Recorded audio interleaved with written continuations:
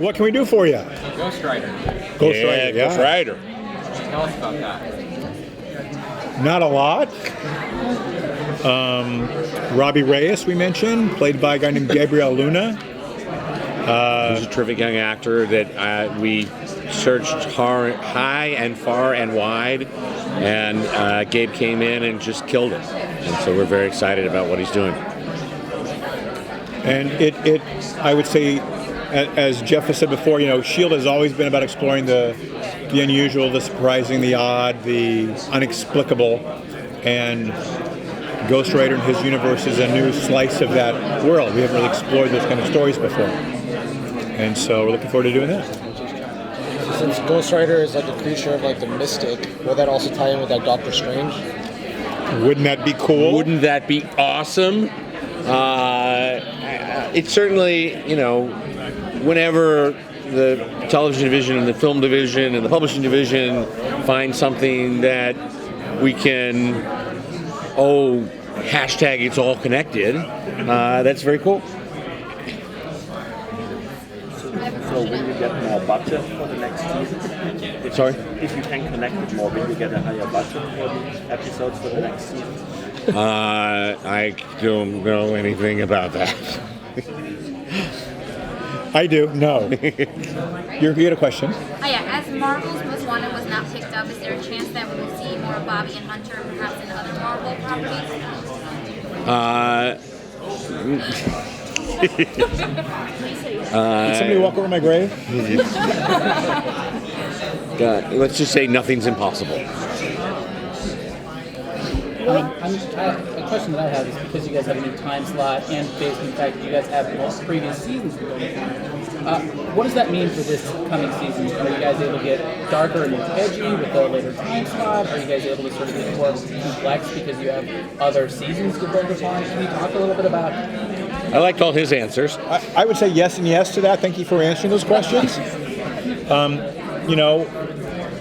We have a lot of characters on the show, and we try and make it complicated without it being confusing.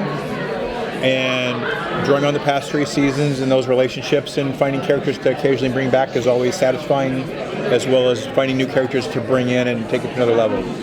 Going later certainly allows us to explore different kinds of stories a little bit. It's still a network television show versus a Netflix TV show, but it doesn't mean we don't try and find really sort of new and interesting ways to tell stories. But certainly I think ABC has responded in many ways to some of the other television series that we've been doing and has encouraged us to embrace some of that. I don't know that we would ever go quite as dark as some of the Netflix shows, but there's certainly opportunities for us to explore more mature themes or things that will be exciting as long as it stays within the context of the show. We're not all of a sudden going to shift into a different gear because we went to 10 o'clock. And I mean, other than Deadpool, I mean, most part of Marvel's brand is 4-quadrant family films. That's what we do. And so some of those are darker than others, but in general, that's, we've got daughters. We want them to watch the show as well as our moms. I liked it very much. Do we get that channel? Yes, you get ABC. It's actually something. It's one of the free ones. There was a lot of speculation that Clark Gregg might have a cameo on Iron Fist. Is that still a possibility? And would it be as Coulson or as another character? No, I think what you're actually misquoting a promise that I have made to Clark, which is that Clark has said to me he does not care what he needs to do, what outfit he needs to wear, what time of day or night, but he has got to at some point meet the Iron Fist. That is what he has said. And I have said to him, okay, we'll see when that happens. And I never want to disappoint Clark. But wouldn't it be super cool if Phil Coulson showed up in one of those shows? Yes. Hang on a second. She's asking a question. Blake, can you tell us about Life Model Boys, and if they're just coming into play now, are we ever going to find out what Matt Haswell's character was? Yes. You mean the brothers?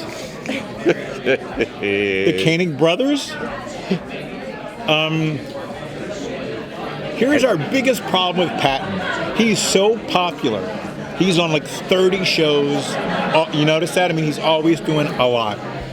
But he is incredibly in love with the show and has continually says, yes, I'll come back anytime I can. And you sort of go, okay, when will you be available?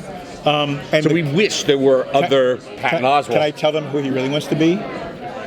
Yes. He really wants to be MODOK. He wants to be a giant floating head that moves with a little tiny body. With a little tiny body and go around and kill people.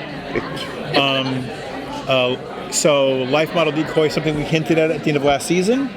If we're any good at our job, hopefully we won't drop that ball. In fact, we'll throw it all the way into the end zone. And we would love to get Patton back, and I'm not going to say answer your questions, but at least complicate it further. Yeah, because it's really fun. And he's awesome to work with. It's everything you want Patton Oswalt to be. So, what says about the Inhumans? Are we going to see any Elenas? Is Elena coming back? Last question. Who coming back? Elena? Yeah, I think we should say. Yeah, we love Elena. Yes. Yes. Inhumans have not gone away. They are now out in the world, and though